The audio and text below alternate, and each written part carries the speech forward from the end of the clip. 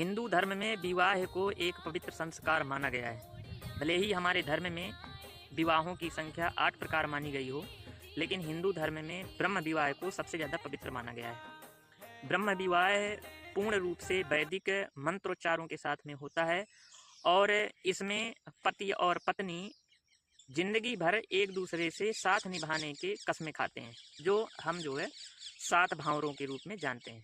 हम लोग जानते हैं कि 7 भावरों में 7 वचन पति अपनी पत्नी को देता है और पत्नी अपने पति को देती है।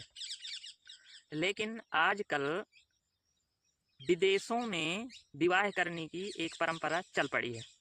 हमारे देश के यानी हिंदुस्तान के तमाम युवा विदेशों में जाके अपनी शादी कर लेते हैं, लेकिन विदेशों में विवाह को विवाह नहीं माना जाता है। वहाँ पर केवल एक जो है अटैचमेंट या समझौता माना जाता है, जहाँ पर जीवन साथी यानी पति और पत्नी अपनी मर्जी से एक समझौता करते हैं कि हम जितनी मर्जी होगी उतने साल आपके साथ में रहेंगे और इसके बाद में हम पूर्ण रूप से स्वतंत्र हैं अपनी अपनी ज़िंदगी निभाने के लिए, जीने के लिए।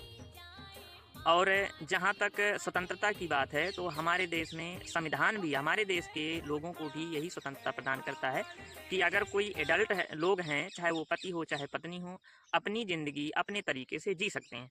लेकिन जहाँ तक हिंदुओं में शादी की बात आती है तो हिंदुओं में शादी को एक संस्कार के रूप में माना जाता है और यहाँ पर समझौता नहीं होता, बल्कि लोग इसको जीवन पर्यंत साथ निभाने का अपना एक कर्तव्य समझते हैं। लेकिन जो युवा लोग हैं, एक उनकी लालसा होती है कि हमारे देश की जो बेटियां हैं वो जो है तो विदेशी बेटियों से कम हैं, तो उनके आप जीवन को अच्छे तरीके से देख सकते हैं। हमारे देश के तमाम युवा जो विदेशी लड़कियों से शादी कर चुके हैं, उनके या तो तलाक हो चुके हैं या तो तलाक की कगार में पहुंच चुके हैं। हिंदुस्तान में तमाम ऐसे लोग हैं जिनको अभी हाल ही में तलाक हुआ है और